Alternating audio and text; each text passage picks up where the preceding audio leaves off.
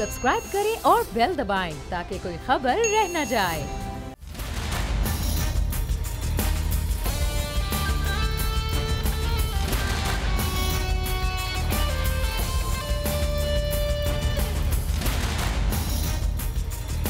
अस्सलामुअलैकुम। The special report with Mudassar Iqbal के साथ हाजिर खिदमत है। नाजरीन, नया साल शुरू हो गया है। तमाम अहले वतन देखने वालों को नया साल मुबारक हो। इस साल में बहुत सी उम्मीदें हैं, बहुत सी तवक्कुआत हैं और लोगों के बहुत बड़े बड़े प्लान भी हैं। लेकिन इन प्लान का बराह रास्त ताल्लुक पाकिस्तान के साथ है, पाकिस्तान के अमन व अमान के साथ है, पाकिस्तान की मईशत के साथ जुड़ा हुआ है।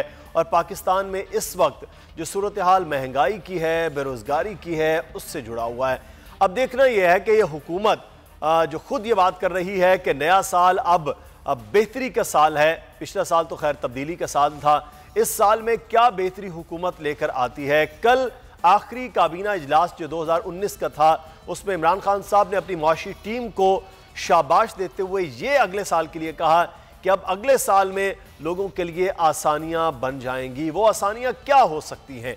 बहरहाल अब ये 365 दिन में देखना होगा कि इमरान खान साहब के पिछले 1.5 साल और अगले 1 साल में क्या फ़र्क होता है। लेकिन जो पहला तोहफा आ गया है पाकिस्तान के लिए, वो ख़ास कोई अच्छा और बेहतर नहीं है, क्योंकि बिजली की कीमतें बढ़ गई हैं, गैस की कीमतें बढ़ गई हैं और साथ ही साथ आपको बताएं कि इस वक्त LPG और CNG वो भी नज़र आ रहा है। अब हम आगे ये देखना है कि मामलात कहाँ आप कर रुकते हैं। हमारे साथ मौजूद हैं इस वक्त PJ मीर साहब, सीनियर सहाफ़ी तजज़ियाकार एंकर पर्सन है। PJ मीर साहब, आपका बहुत शुक्रिया। और इस साल में क्या हो सकता है, अवामी तवक्कुआत और बहुत से लीडर्स जो हैं उनके हवाले से लोग जानना चाहते हैं कि इस साल उनके लिए कैसा होगा। हमारे साथ इस वक्त उनसा शाह मौजूद हैं, टैरो कार्ड रीडर हैं। बहुत शुक्रिया उनसा शाह साहब आपके। हम उनसे जानेंगे कि उनके कार्ड्स की प्रेडिक्शन क्या कहती है इस साल के हवाले से। सबसे पहले PJ मीर साहब, आपसे आगाज़ कर लेते हैं। एक तो हैप्पी न्यू ईयर कहते हैं सर आपको, दूसरा ये है कि ये साल पिछले साल से मुख्तलिफ हो, ये आपकी भी उम्मीद है, हमारी भी उम्मीद है, यही तवक्कुआत है। लेकिन जो इस वक्त तक 1.5 साल गुजरा इस दौरे हुकूमत का, और अब इमरान खान साहब कह रहे हैं कि ये साल बेहतर होगा, और बेहतर होने के साथ ही 1 जनवरी को एक डायरेक्टली जो होता है कि महंगाई का तोहफा मिलना, पेट्रोल की सूरत में, गैस की सूरत में, बिजली की सूरत में वो मिल गया, तो ये कैसे बेहतर हो सकता है। देखिए मुदस्सिर, सबसे पहले तो आप देखें कि जब हम कहते हैं ना 2020 हो गया, तो 19-20 में कोई फ़र्क नहीं होगा। ये सिर्फ एक डिजिट ही चेंज होगी। कल 19 था, आज 20 हो गया, तो 19-20 में इतना फ़र्क नहीं है। द क्वेश्चन इज़ कि आपने लॉन्ग टर्म में देखना है कि कोई भी गवर्नमेंट हो, और पर्टिकुलरली आज की जब आप बात करते हैं इनकम्बेंट गवर्नमेंट, तो इनकी पॉलिसीज़ जो है 1 साल के अंदर कोई डेवलप नहीं होती हैं। आप उसको कोशिश करते हैं कि आप आगे लेके चलो। इसीलिए तो आपको कोई भी हुकूमत आती है उसको 4-5 साल का मैंडेट मिलता है, और उस मैंडेट के साथ वो अपनी जो पॉलिसीज़ हैं वो एक्सपेडाइट करती हैं। आपको हमेशा, मैं समझता हूँ कि ऑप्टिमिस्ट रहना चाहिए, आपको पॉजिटिव रहना चाहिए। और क्योंकि अगर आपने ये दोनों चीज़ें साइडलाइन पे कर दी हैं तो नुकसान पार्टीज़ का नहीं होगा, पॉलिटिक्स का नहीं होगा, हमारे कौम का होगा। आपने CNG की बात की, पेट्रोल की बात की, LPG की बात की। देखें, ये कीमतें बढ़ती हैं, ये पाकिस्तान नहीं है कि जहाँ नहीं बढ़ती हैं, पूरी दुनिया में बढ़ती हैं और आज और बढ़ती रहेंगी। लेकिन हमने देखना है अगर ये बढ़ रही हैं तो क्या रेट ऑफ इन्फ्लेशन उसके साथ है कि फॉर एग्जांपल 15,000 का आदमी क्या वो अफोर्ड कर सकता है, 20,000 का आदमी अफोर्ड कर सकता है, क्या इस ब्रैकेट के अंदर आप कैसे अपने आप को सर्वाइव करेंगे। लेकिन आज जो अब CNG और LPG की बात कर रहे हैं मुदस्सिर, आपका बिगेस्ट सप्लायर इस वक्त जो कराची के अंदर आपके जो पोर्ट है, पोर्ट कासिम के ऊपर, आपके ऊपर एक इतना बड़ा आपका सप्लायर है, आपने उसको पकड़ के बंद किया हुआ विदाउट एनी चार्ज, इकबाल ज़ैद अहमद को। तो वो अगर आप ऐसे लोगों को बंद करेंगे तो कहीं ना कहीं कौम पे इफेक्ट आएगा। क्यों? क्योंकि वही आपको एलपीजी भी दे रहा है, वही आपको सीएनजी भी दे रहा है, एलएनजी भी दे रहा है। तो द क्वेश्चन अराइजेस, एलएनजी दे रहा है तो आपको ये आपने देखना है कि आप जो बिजनेसमैन, जो आपके बड़े मैग्नेट्स हैं और आपके जो ब्लू चिप कंपनीज हैं, वो पाकिस्तान में अगर वो ये आपको मुहैया कर रही हैं, आप उन्हीं को लॉक एंड कीम कर दोगे without any rhyme and reason, तो फिर आपकी इंडस्ट्री इस तरह ही नीचे जाएगी। आप और मैं हम इसी की बात करेंगे। तो we have to be fair. तो ये ऑल अराउंड मैं समझता हूँ एक का सिनारियो है। इस सिनारियो के अंदर एक ही चीज़ है मुदस्सर, हमने पॉजिटिव रहना, प्रॉब्लम्स आएंगी। बड़ी अच्छी आपने बात की कि पॉजिटिविटी रहेगी तो उससे कौम का नुकसान नहीं होगा। पॉजिटिविटी अगर नहीं रहेगी तो शायद पॉलिटिक्स को तो नुकसान हो जाए, बाकियों को हो जाए, लेकिन सबसे ज़्यादा नुकसान इस कौम को हो सकता है, मुल्क को हो सकता है। तो पॉजिटिविटी में क्या है या नेगेटिविटी है, ये प्रेडिक्शन भी जान लेते हैं। उनसा मुआशी तौर पर इस मुल्क के बहुत बुरी सूरत हाल पिछले साल में रही है। लोग बड़े परेशान रहे हैं महंगाई के हाथों और बजट भी बना नहीं पाते थे। तो ये साल लोगों के लिए बेहतर हो सकता है? जी उनसा। बिल्कुल आप सही कह रहे हैं कि 2019 में आवाम को काफ़ी परेशानी का सामना करना पड़ा है महंगाई के हवाले से। लेकिन मैं 2020 में जो मेरे कार्ड्स आए हैं, ये 2019 का कार्ड है, ये हर्मिट का कार्ड है। ये थोड़ा सा नेगेटिव कार्ड होता है, जैसे हम सफ़र किया आवाम ने महंगाई को लेके। अच्छा, उसके बाद जो सेकंड कार्ड है वो एम्प्रेस का कार्ड है, और फिर उसके बाद है 10 ऑफ पेंटिकल्स का।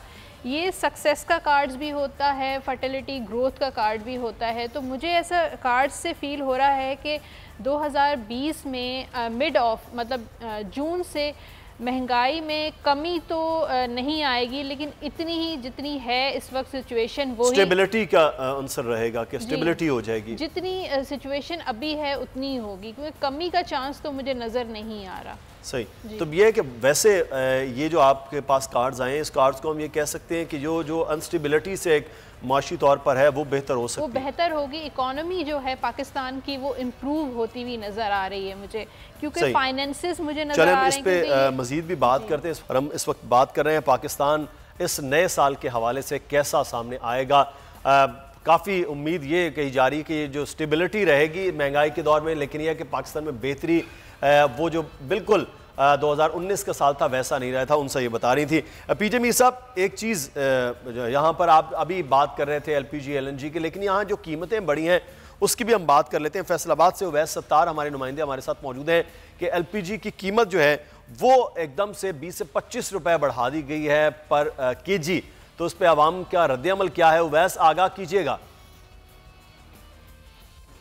जी बिल्कुल, मुल्क भर की तरह फैसलाबाद में इस वक्त सर्दी की शदीद लपेट में है, और इस सख्त सर्दी में लोग फिर अपने घरों गर्म रखने के लिए गैस के इस्तेमाल करते हैं। लेकिन फैसलाबाद में गैस भी हुकूमत की जानिब से मुहैया नहीं की जा रही। शहर के मुख्तलिफ इलाकों में गैस की जो बहरान है शिद्दत अख्तियार कर गया है, और इस हवाले से जो शहरी हैं वो मुतबादिल ज़राए के तौर पर लकड़ी या LPG जो सिलेंडर्स हैं ये इस्तेमाल कर रहे हैं। लेकिन सिलेंडर्स की बढ़ती हुई डिमांड देख कर जो माफिया है, ये LPG माफिया है, इसने सिलेंडर्स की कीमतों में भी इजाफा कर दिया है। तकरीबन 155 रुपये सरकारी निर्ख हैं LPG के, लेकिन 170, 175, 180 रुपये फ़ी किलो के हिसाब से फ़रोख्त की जा रही है। इन किसी का दाव लग जाता है दुकानदार का, वो उस रेट पर फ़रोख्त कर देता है, कोई रेट लिस्ट नहीं है। इसी वजह से कुछ यहाँ पर हमारे साथ कस्टमर ही मौजूद हैं, इनसे हम बात करते हैं, इनसे पूछते हैं क्या मसाइल हैं। अच्छा, LPG सिलेंडर के रेट बहुत ज़्यादा बढ़ चुके हैं, कैसे मैनेज करते हैं, कैसे गुजारा करते हैं अपना बजट फिर आप लोग? सर जी अगे 1200-1300 का असी सिलेंडर ले जाते सा, हुण सानू इकट्ठा 2000 का दे रहे हैं। यकदम 700 रुपया ये चढ़ गया, 600 की लकड़ी सी वो 900 नूं मन दे रहे हैं। ये कमिश्नर साहब फैसलाबाद की सूरत हाल से आगाह कर रहे हैं कि इस वक्त सिलेंडर की कीमत में होशरुबा इजाफा हो गया है। और यहाँ हमें एक ब्रेक लेना है, ब्रेक के बाद वापस आएंगे फिर मजीद बात होगी इस साल के हवाले से।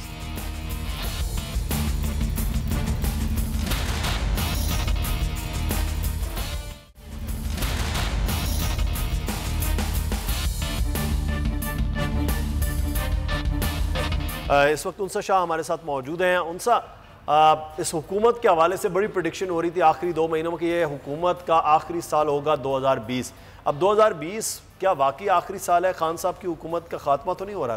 नहीं, मैंने जो कार्ड्स निकाले हैं खान साहब के लिए और इस गवर्नमेंट के लिए, उसमें किंग ऑफ वॉन्ड्स है, यानी खान साहब जो इमरान खान साहब किंग हैं इस वक्त। तो मुझे नज़र नहीं आ रहा कि उनकी हुकूमत जो 2020 में का कोई एंड नज़र नहीं आ रहा मुझे। उसके बाद फूल का भी कार्ड है जैसे उनकी न्यू बिगिनिंग हुई है और आगे 5 ऑफ वॉन्ड्स भी है। मतलब स्ट्रगल करनी पड़ेगी उनको और कॉम्प्लिकेशंस भी होंगी, कॉम्प्लिकेशंस का सामना भी करना पड़ेगा, जैसे आवाम की तरफ से महंगाई हो गई या कोई इंटरनेशनल प्रेशर हो सकता है उनसे, लेकिन हुकूमत के ख़त्म होने का कोई इम्कान नज़र नहीं आ रहा। इमरान खान साहब की हुकूमत कायम दायम रहेगी, बिल्कुल स्टेबल हुकूमत है उनकी। ये किंग ऑफ वॉन्ड्स आया है। अच्छा, एक और बड़ी शख्सियत उभर रही है इस वक्त कि वो है, लेकिन एक साल गुजर गया, नया साल आ गया, लेकिन नेस्ले जैसी एक बड़ी कंपनी जिसके दूध से मासूम बच्चों की हलाकत और उनकी बीमारी का मामला है, लेकिन अभी तक ये लटका हुआ है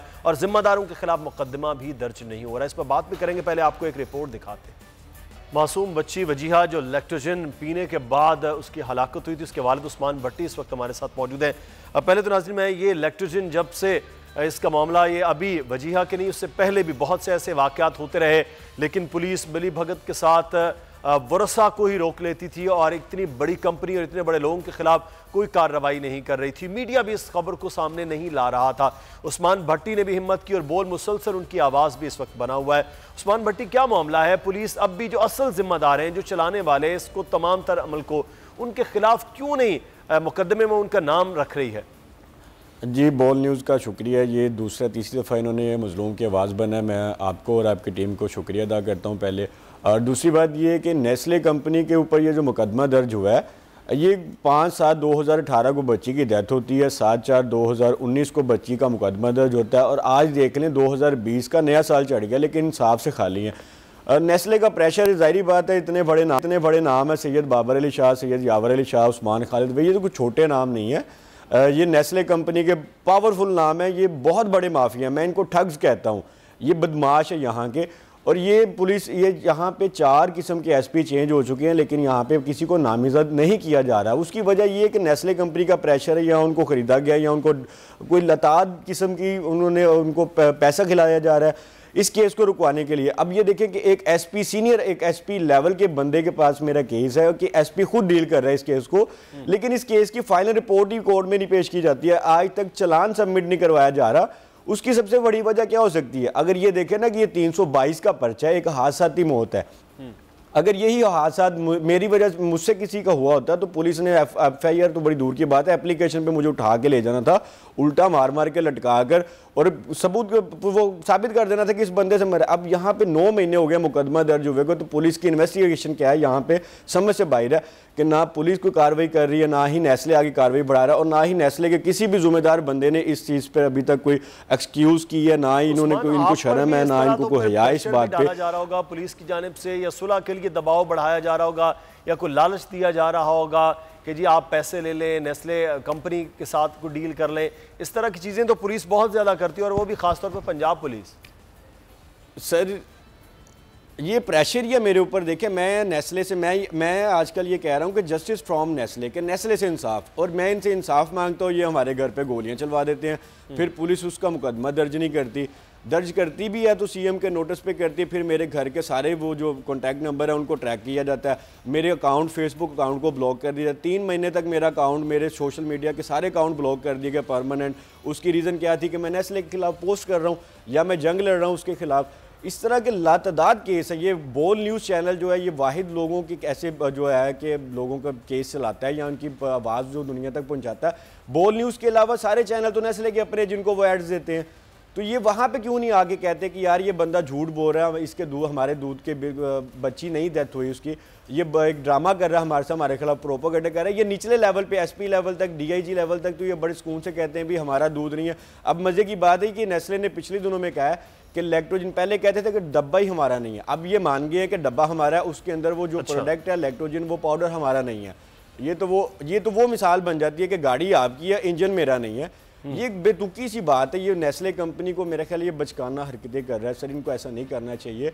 और इनके जो वकील हैं, और नेस्ले स्विट्ज़रलैंड है, इन्होंने वहाँ पे इनको कहा गया कि लाहौर में जो ये केस था नेस्ले लैक्टोजन का, ये हमारी मुद्दई के साथ बातचीत होगी, हमने ये मसले को क्लोज़ कर दिया, सेटलमेंट होगी हमारी।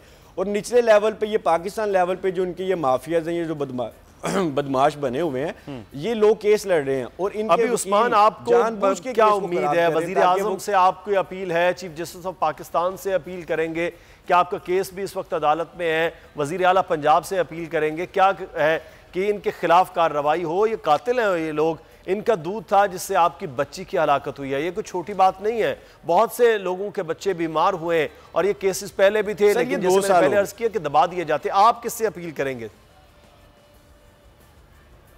मैं अपील कैसे कर सकता हूँ? मुझे ये बताएं, 2 साल हो गए, क्या हमारे हुक्मरानों तक ये आवाज़ नहीं पहुंची होगी या उनके नोटिस में नहीं होगा? हमारे इलाके के MPs MN वज़ीर खुराक समीउल्लाह चौधरी को मैं जाके मिल के आया हूँ, डॉक्टर यास्मीन राशिद को भी मिल के आया हूँ, पिछली दफ़ा मुसर्रत जमशेद चीमा भी थी मेरे साथ प्रोग्राम, उन्होंने भी बड़े लंबे लंबे वादे किए, लेकिन किसी हुक्मरान के ना कान में जून तक नहीं रहेंगी। अब मैं हरीम शाह तो थोड़ी हूँ कि मैं सीधा वज़ीर आज़म हाउस तक पहुँच जाऊँगी, मेरी तो आवाज़ नहीं वहाँ तक जा रही, गरीब बंदे की तो आवाज़ नहीं जाती, इंसाफ की मैं क्या बात करूँ?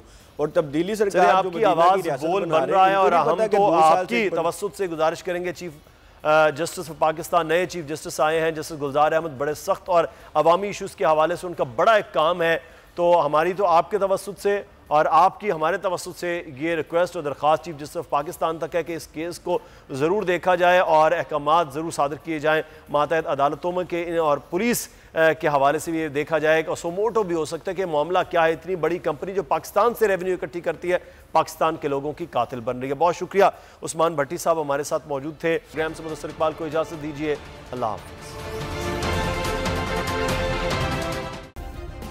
सब्सक्राइब करें और बेल दबाएं ताकि कोई खबर रह न जाए।